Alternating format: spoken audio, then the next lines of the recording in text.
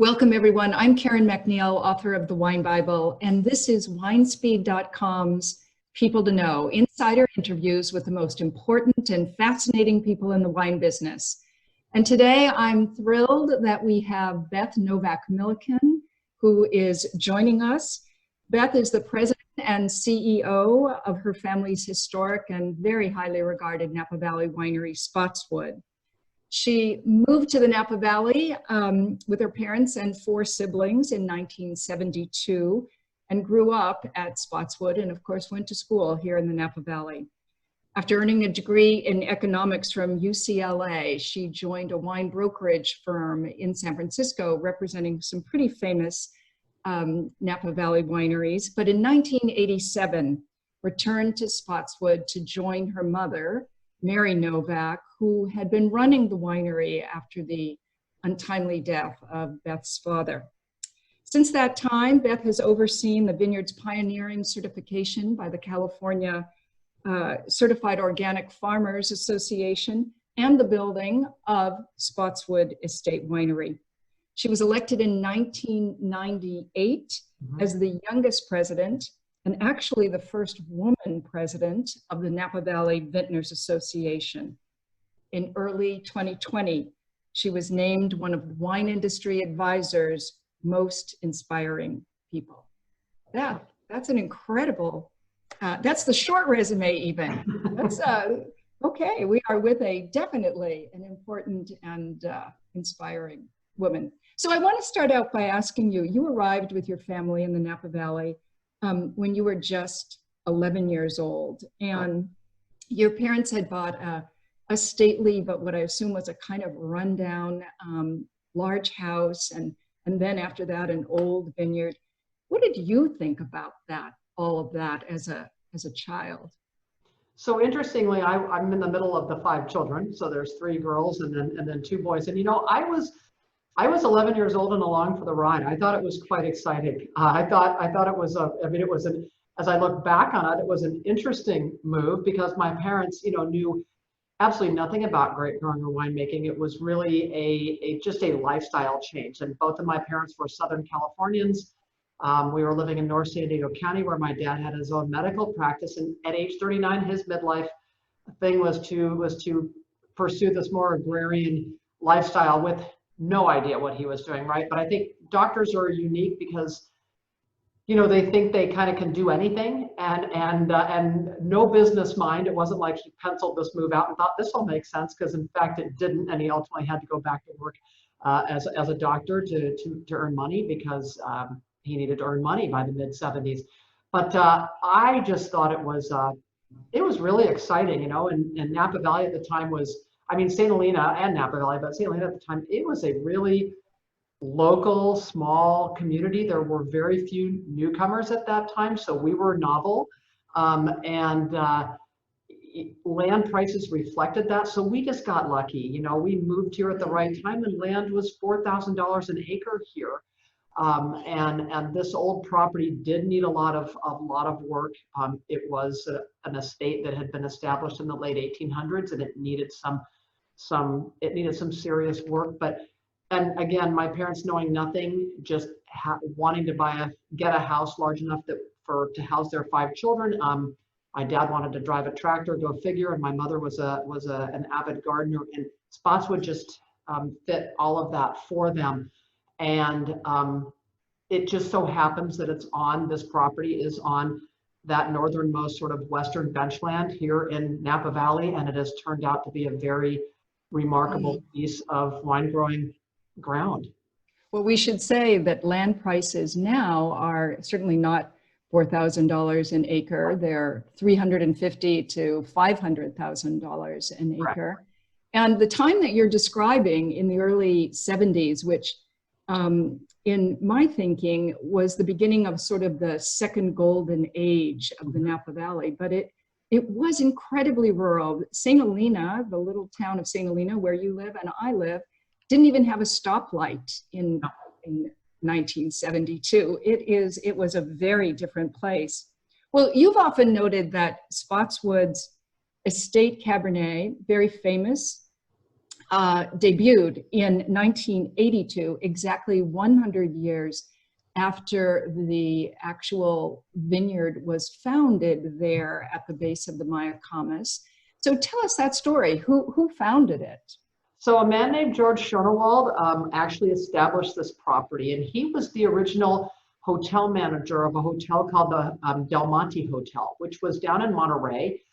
It was built about the same time as the Hotel del Coronado. So it was an old Victorian property. Unfortunately, it burned once due to a disgruntled employee. It was rebuilt. It burned down again, this time by accident. And now, of course, the lodge out at Pebble Beach is the Del Monte Lodge at Pebble Beach. So that old property no longer exists. The building no longer exists. But he built Spottswoode as a summer residence. And you, of course, have walked by, but there's some beautiful sort of arches and then circles above the arches at the home. And that sort of architectural detail is what existed at the Del Monte Hotel. So he built the property and he named it Esmeralda, he and his wife Catherine, which means the emerald in Spanish. And they owned it up through 1906 when it was sold to a family who named it Stonehurst. And then in 1908, it was sold again to a family that named it Lindenhurst. And then in 1910, a woman named Mrs. Spotts bought the property and named it Spottswoode. So, 62 years later, when my mom and dad bought it in 1972, it was named Spottswoode. Mm-hmm. And, I want to ask you about your own background for a minute. You leave the little town of St. Helena, you go to UCLA, a very hip, wonderful, very demanding and exciting university. You major in economics. Did you always know you would come back to the business? Never. So no, I never thought I'd come back to St. Helena. I went to junior high and high school here, and I went to UCLA because there were as many people in one classroom as there were in my whole high school. And you and I both know what St. Helena High looks like. It's a small school. And when I was a junior in high school, when my father died, and that was in 1977, and I went to UCLA at first thinking, I'd be a doctor like he was. I quickly realized that was not my path. Ultimately, I studied economics, and I spent my junior year abroad in Salzburg, Austria, of all places. At the time, not what you would consider a wine drinking place, although the wines they're producing, I love Gruner and I love Austrian wines, excuse me. But I think, when you live in Europe, of course, I could legally drink, and I met some really great people. And I think somehow living in Europe, you think you're sophisticated, even though I can assure you I was far from sophisticated. And, we could drink wine legally, and I sort of took an interest. So when I came back, I finished my senior year at UCLA, graduated in '83, and I realized I wanted to move back to Northern California, but I really wanted to live in San Francisco. And so I did, and I worked for this wine brokerage, and it was a great experience. And even when I was working with this wine brokerage, I was still never thinking of going back to St. Helena. Ultimately, I had met the man who is now my husband, John, in San Francisco, and we were living in sin, as my mom used to like to remind me. And she asked me to come to work with her in 1987 because she had gotten this winery started and wanted some help. And so John and I were living in the city. I was coming up a couple days a week, and literally within 2 to 3 weeks, it just turned into full time, and I never looked back. So I came on board in '87. We were just releasing our 1984 Cabernet. And so I really was very fortunate to work right alongside my mom in building Spottswoode into what it is today. I'm curious about that though, because no one, there isn't a path to learn how to run a winery, right? No. There's no, it's not like becoming an accountant, or for that matter, becoming a doctor. There is no prescribed set of behaviors. And today, there are some classes in business and marketing, but when you started, how did you learn how to run a winery? I guess it was just by doing. When I started, the winery got started in 1982. That was our first vintage, and that was released in 1985. And when I started, it was my mom and myself and Tony Soter, because Tony Soter was our founding winemaker and was helping. And he also had his own brand called Etude, and he was helping us. And by the way, it's him. He's the one who brought organics to Spottswoode in 1985. He was really ahead of his time and was yeah, really set the tone for Spottswoode, not just the style of our wines and making a wine that represented its time and place, but also our environmental ethics started with that and has grown. But in terms of learning how to do it, my mom we just sort of did it together. We brought a woman named Pia Armstrong on in the spring of 1988. She raised 2 children here, and the kids went through our schools, and she was really like the computer and the finance and all of that. And you just sort of learned by doing. I mean, we were small and growing, and people were helpful. I mean, so many of our distributors, Dan Duckhorn helped us with that, Dan and Margaret, because they had bought grapes from us, and we had a relationship with them. So and the idea of selling wine direct to consumer had come from them. And so there were a lot of these ideas where people really shared a lot of information, and it was just by learning, just by doing, and hopefully just by common sense and coming up with a way of running a business that felt good. What a story. Well, it's always been noted, I think, by many journalists, that whether this was intentional or not, and whether your mother, who sadly passed away, I think 4 years ago, whether or not she was a kind of an arch feminist or not, the fact is that you did have 4 women winemakers, right, who have become quite renowned in their own right. And there was a period there in the 90s and 2000s where I think lots of people in Napa Valley thought, wow, look at all the powerful women in the Spottswoode world there. Was that intentional, and was it a good thing to do, whether or not it was intentional? So to answer your first question, was it intentional? I would say no, it was not. The women that we interviewed and hired were the most qualified for their positions at that time. And so, by then, I should say by 1992, which is when Pam Starr came to work with us, my sister Lindy had come to work with us also in sales, because she had been in the clothing business, and so she came on and helped my mom and me and took over national sales. So it was not intentional. My mother was definitely not an arch feminist. I mean, she was born in 1932, although I think she developed over time a strength of character around it. I always remember this story, after my dad died, and it wasn't long after, because I was still home, so probably sometime in 1978. My dad died in November of 77. So let's just say it was the spring of 78. A realtor came up the stairs, of the front stairs of her house, and knocked on the door. I was home, and I remember, he knocked on the door and said, I understand this place is for sale. And my mom, you knew my mom, she did not exude she didn't get angry easily. She didn't exude that sort of thing. She got really angry and said, this house is not for sale. If I had died and my husband was here, you would never come up these stairs and ask him if it was for sale. I want you to get off my porch, and I want you to get off of my property right now. I am not going anywhere. So it was so surprising to see that, where I think that's where she had already decided to stay. She had already decided to make a go of it, because the vineyard had been replanted and she knew she had a livelihood. But that's where I think it really was in her that I'm not going anywhere, and this is important. And as far as was it good for women?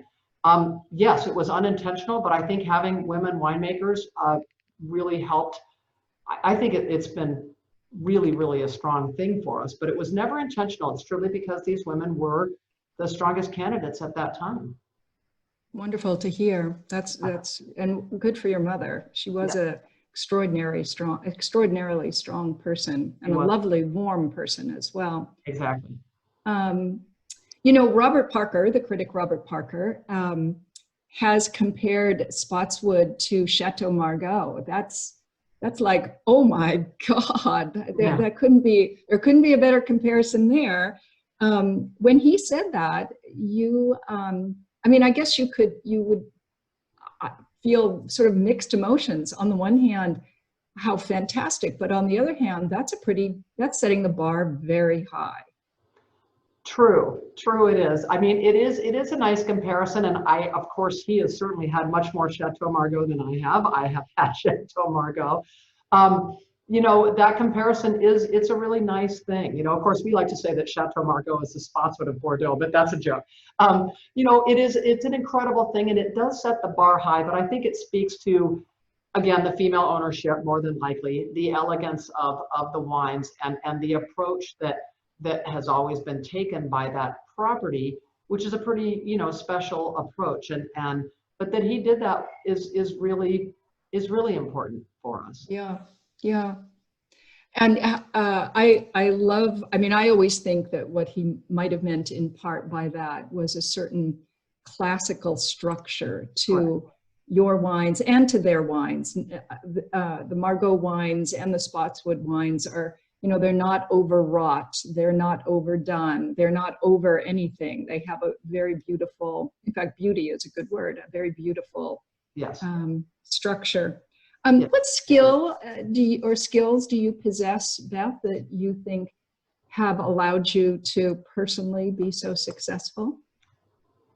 It's so funny. I don't ever think of myself as being so personally successful. I just keep my head down and do what I'm doing. I mean, I hope what I have and is humility, is a sense of how very fortunate I am to have this opportunity to work at such an amazing property, to have been part of building something. You know, building this with my mom was something that I never could have envisioned. And of course, I get tears in my eyes when I think about it. But, you know, we really worked so well together, and we built something really unique. And I guess it's just that I feel fortunate, and I really realize that what we have is utterly irreplaceable, and that we have a moral obligation to be good stewards of it. And I care deeply, like it becomes part of one's very being without you almost even knowing it. You know, Spottswoode is just a part of my core. And I think also part of it is just my ethic, that, you know, you treat my coworkers, you know, the way that I would want to be treated. So really, they're a family to me also, you know, as much as the Novak family and my own family and 2 children whom you both know are part of me as well. But it's something that I just, I guess it's just a sense of feeling fortunate and being truly, I really feel lucky to be doing what I'm doing. Yeah, beautifully said. And lastly, tell us something that would surprise most people to learn about you. Let's see. I don't know if it would surprise anybody. I mean, if not at the winery, my favorite thing to be doing is to be on my mountain bike, literally climbing a mountain somewhere. I seem to be most happy riding up mountains, and I love the downhills too. But you know, being outdoors, being a part of sort of nature and being out there is something that I value greatly. And I would, not that I'm balanced anyway, but I would not be balanced without my ability to work off a lot of my natural energy, without that ability to be outdoors. And to live in a place like this, where I can do that is really incredible. And you know, the other thing I think is that we are deep environmentalists. We really care about our natural environment. So everything that we have been able to do, and to hopefully lead by example with our organics, our biodynamics, our solar, caring for our land, caring for our people, just the holistic approach, just feels really good to be able to do that. Well, our complete interview with Beth Novak Milliken appears on winespeed.com's People to Know page. You will really enjoy it. Please check it out. Thank you, Beth. Thank you, Karen.